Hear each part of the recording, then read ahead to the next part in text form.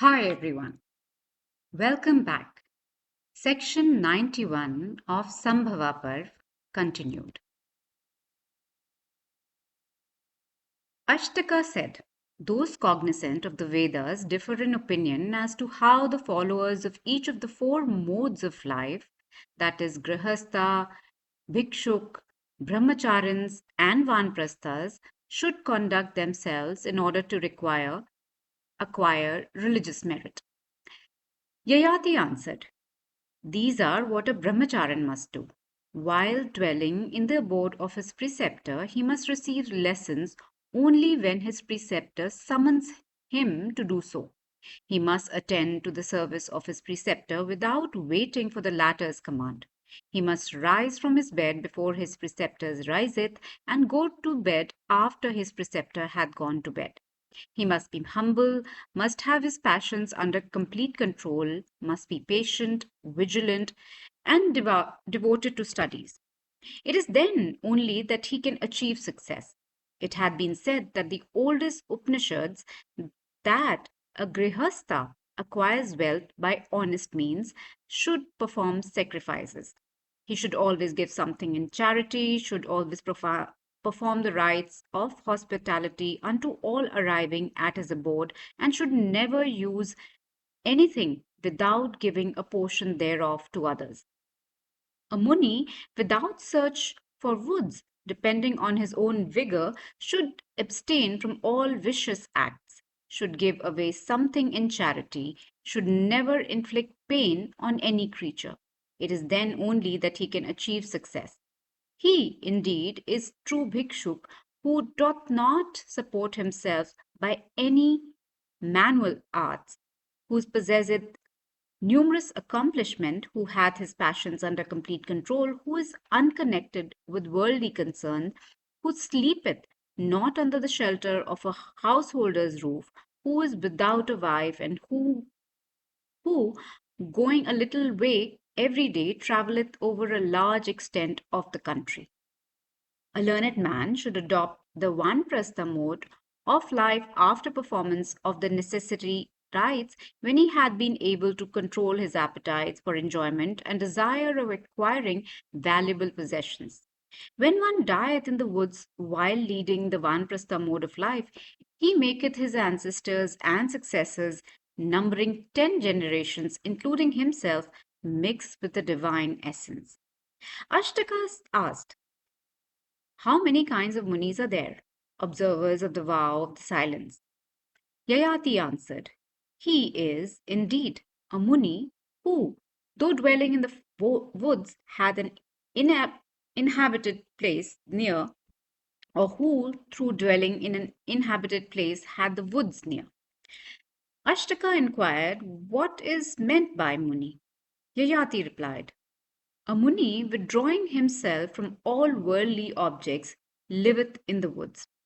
And though he may never seek to surround himself with those objects that are procurable in an inhabited place, he might yet obtain them all by virtue of his ascetic power.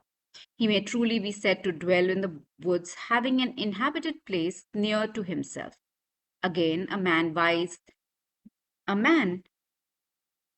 Again, a wise man withdrawn from all earthly objects must live in a hamlet, leading the life of a hermit. He may never exhibit the pride of family, birth, or learning.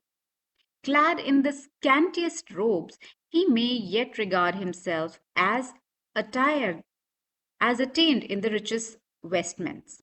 He may rest content with food just enough for the support of life. Such a person, though dwelling in an inhabited place, liveth yet in the woods. The person again who, in passions under complete control, adopteth the vow of silence, refraining from action and entertaining no desire, achieveth success. Why shouldest thou not, indeed, reverence the man who liveth on clean food, who refraineth from even injuring others, whose heart is ever pure, who stands in the splendor of ascetic attributes, who is free from the laden weight of desire, who abstaineth from injury even when the sanctions by religion? Emaciated by austerities and reduced in flesh, marrow, and blood, such a one conquereth not only this, but the world's highest. And when the Muni sits in yoga meditation, becoming indifferent to happiness and misery, honor and insult, he then leaveth the world and enjoyeth communion with Brahma. When the Muni taketh food like wine and other animals, that is, without providing for it beforehand and without any relish, like a sleeping infant feeding on the mother's lap, then, like all pervading spirit, he becometh identified with the whole universe and attaineth to salvation. Section 92. Sambhava continued. Ashtaka asked, who among these, O king, both exerting constantly like the sun and the moon, first attaineth to communion with Brahma, the ascetic or the man of knowledge? Yayati answered, the wise, with the help of Vedas of knowledge, have ascertained the visible universe to be illusionary, instantly realizes the Supreme Spirit as the sole existent independent essence while they that devote themselves to yoga meditation take time to acquire the same knowledge, for it is by practice alone that these latter divest themselves of consciousness of quality. Hence, the wise attain to salvation first. Then again, if the person devoted to yoga find not sufficient time in one life to attain success, being led astray by attractions of the world, in his next life he be benefited by the progress already achieved. For he devoted himself regretfully to the pursuits of success. But the man of knowledge ever beholdeth the indestructible unity and is therefore through steeped in worldly enjoyment never affected by them at heart. Therefore there is nothing to impede his salvation. He, however, who falleth to attain to knowledge should yet devote himself to piety as dependent on action, sacrifice, etc. But he that devoted himself to such piety, moved thereto by desire of salvation, can never achieve success. His sacrifices bear no fruit and partake of nature of cruelty. Piety, which is dependent on action and that proceedeth not from the desire of fruit, is, in case of such men, yoga itself. Ashtaka said, O king, thou lookest like a young man. Thou art handsome and decked with celestial garlands. Thy splendor is great. Whence dost thou come, and where dost thou go? Whose messenger art thou? Art thou going down into the earth? Yayati said, fallen from heaven upon the loss of all my religious merit, I am doomed to enter the earth hell. Indeed, I shall go there after I have finished my discourse with you. Even now, the regions of the points of the universe command me to hasten thither. And, O king, I have obtained it as a boon from Indra that though fall I must upon the earth, yet I should fall amidst the wise and the virtuous. Ye are all wise and virtuous that are assembled here.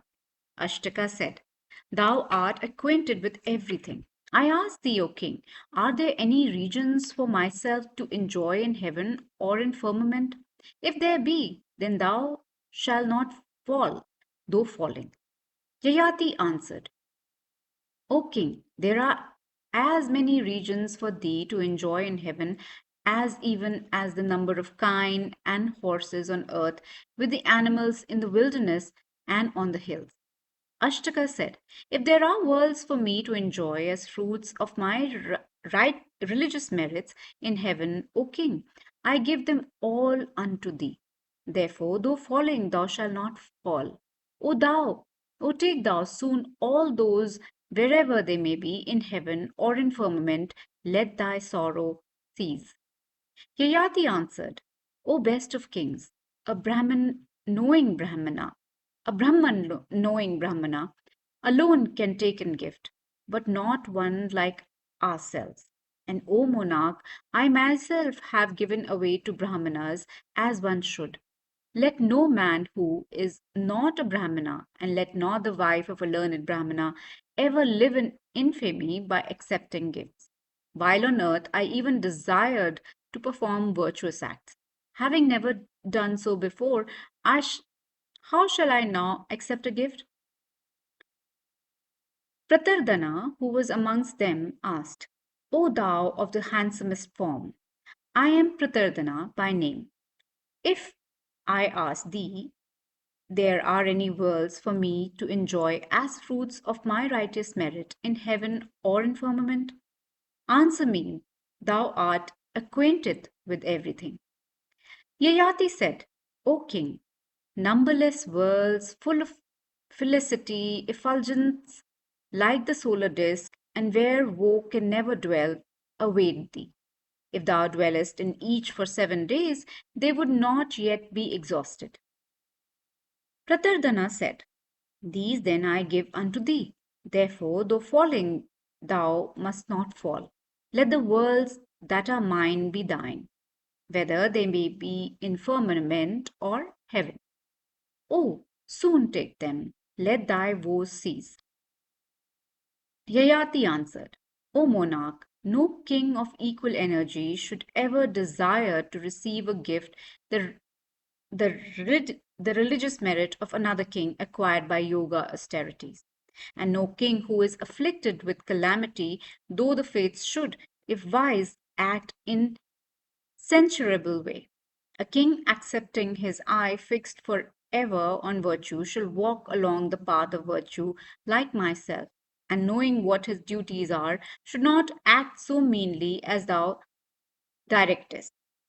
When others, desirous of acquiring religious merits, do not accept gifts, how can I do what they themselves do not?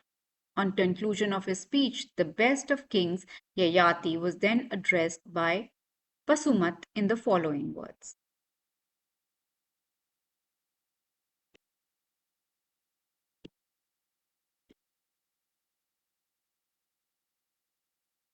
With this, we come to an end to this episode of Mahabharat.